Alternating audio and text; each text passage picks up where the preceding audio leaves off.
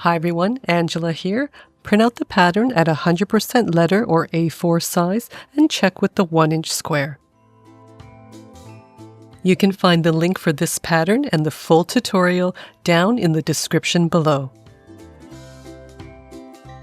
All of the bags are made the same way. For this tutorial, I'll be making the medium size.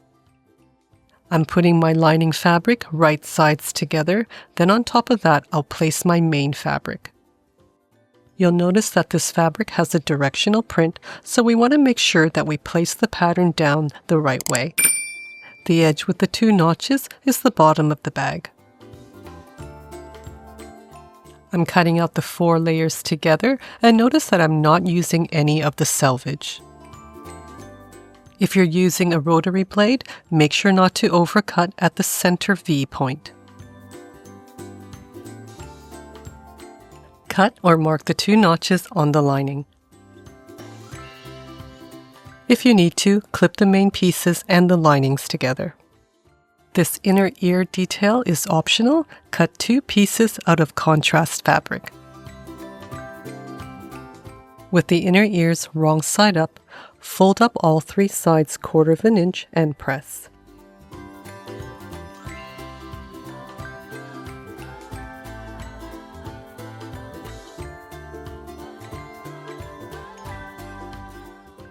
I'm using the Juki TL-2010Q sewing machine. The link for this and the tools I use are down in the description below. If you're in Australia or New Zealand, click the link for Echidna Sewing and Juki Junkies for North America. Backtack at the start and finish of each seam, down this side, across the bottom, and up the other side.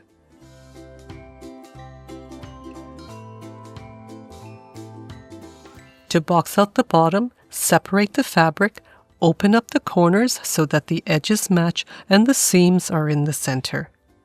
Open both seams, make sure they match, clip together, then repeat on the other corner.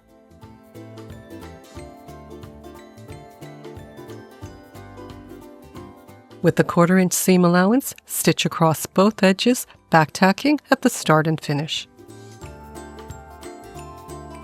For the lining, you're going to stitch around exactly the same way, except you're going to leave that small opening between those 2 notches. Backtack at the start and finish, and also backtack between the 2 notches. If you're finding this video helpful, make sure to like, share, subscribe, turn on all notifications, and leave a comment below. As always, I'd love to know where in the world you're watching from.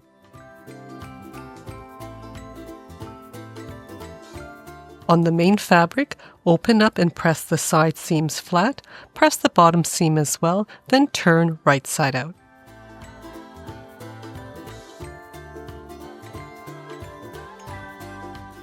On the lining, press the side seams open, and then at the bottom, fold over the sides of the opening evenly and press. Open the lining to the right side, and then from the top of each point, mark 1.5 inches down.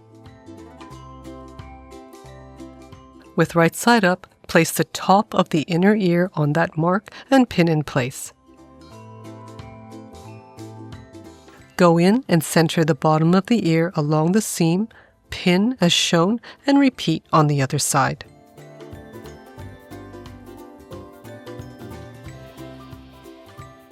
Starting from the bottom of the inner ear, backtack, and then stitch close to the edge all around. Push in any fabric that's showing from underneath. At the corners, have the needle down, lift the presser foot, and pivot. At the top, have your needle down right at the corner, pivot, then push in that little bit of fabric, continue stitching, and backtack to finish. Remove the other pins and then repeat on the other side. With right sides together, put the main fabric inside the lining, match the top and the side edges, and carefully clip all around.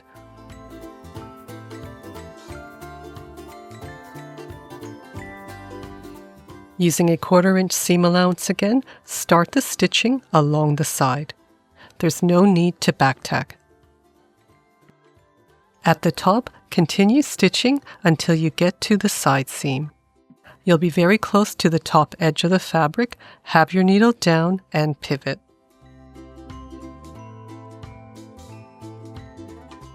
At the inner corners, sew past it 1/4 of an inch and then pivot.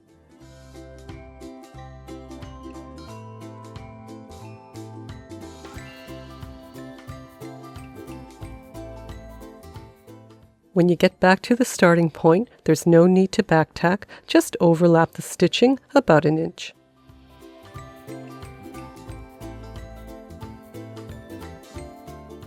Clip into the inner corners as far as possible, being careful not to cut the stitching. At the top of the ears, trim down the seam allowances on each side on a bit of a curve. Cut close to the stitch line up to the top of the fabric without cutting that center seam. This way that stitch line won't come apart when we push it out. Go through the opening to turn it right side out, then use a point turner or a knitting needle to carefully poke out the points of the ears.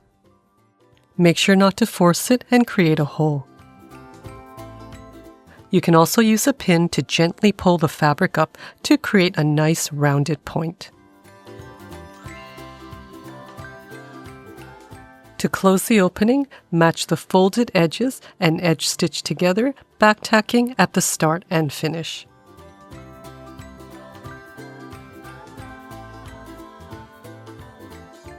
Push the lining all the way in and adjust the top seams so that they're right in the center and press all around. I'm using a 1.5 inch wide ribbon and cutting a 26-inch length. Place the top edge of the ribbon 1/4 inch below this point. Fold the ribbon in half, center it onto the bag, and pin it in place.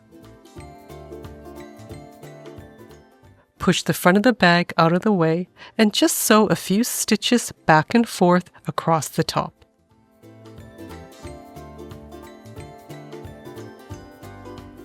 The width of the ribbon stays loose so that it can easily scrunch up when it's tied. If you rather leave the bag plain without any ribbon, you can just fill it up about halfway and use a little colored hair elastic to tie around the top.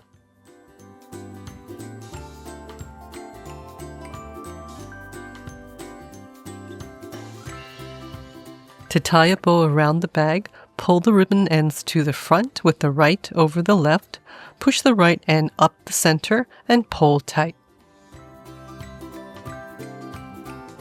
Move the left ribbon that's on top out of the way, then make a small loop with the right ribbon, holding it close to the knot.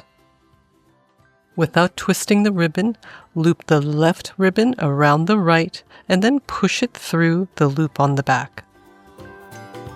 Pull each side of the bow until the center is tight and then readjust the ends and the bow until you like the way it looks.